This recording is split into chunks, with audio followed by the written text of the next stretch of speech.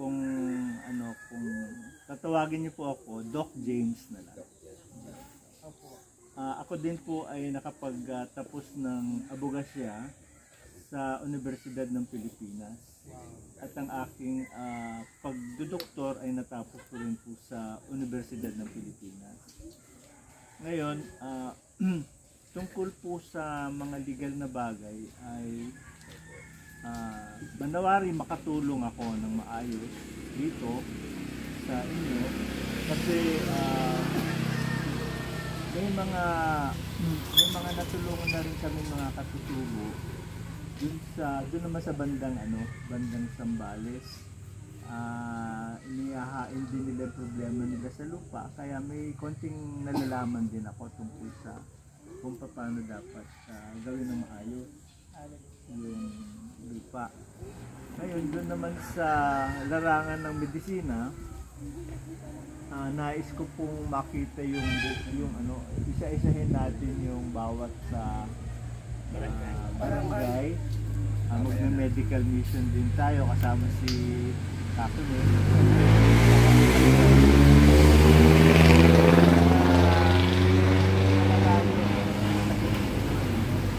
So mag-medical mission din tayo. Ang naikomit ko nga po dito ay tuwing ika-una at saka pangatlong Sabado pupunta ako dito. Kasi may ginagawa din akong trabaho pangalawa. Yun naman sa panghuling Sabado, pahinga ko naman. Yun. Kung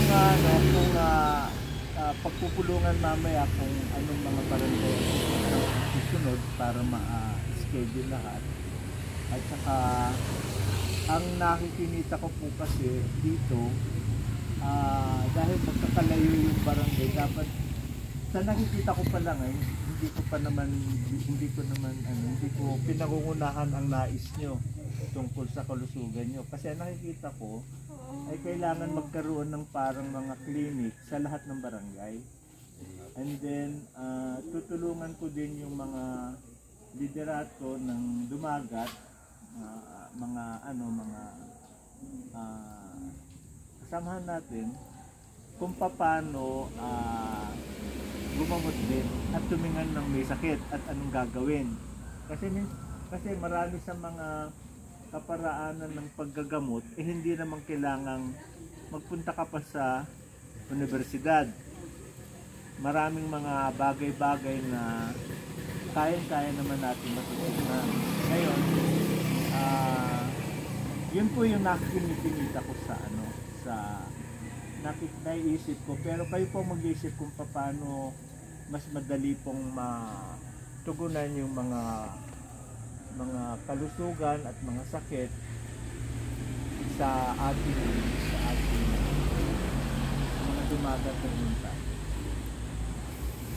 So gusto kong makita lahat para malaman yung mga sakit, yung mga kailangan ng gamot, o kaya marami din ako may mga kaalaman din ako sa mga halamang gamot. Kung walang gamot, walang doktor, at least alam natin ang gagawin natin. Matitrain natin yung mga tao kung paano ang dapat gawin. Kasi hindi naman tayo dapat laging mag-dependent sa mga gamot na galing sa ibang bansa. May mga gamot na ginagawa ang Universidad ng Pilipinas katulad ng Lagundi, Tsaang Gubat, Sambong, ganyan, na sa pag-aaral nila ay mas epektibo kaysa rin sa mga ginagawang gamot sa ibang bansa kasi natural siya, hindi siya synthetic. Kaya yun yung ginagawa namin pananaliksik ngayon sa universidad. Yun. So, yan. So, kinagagala ko po nandito at makapag-halubilo sa inyo lahat. Salamat. Palakpakan po sa Okay, so anong gusto niyo?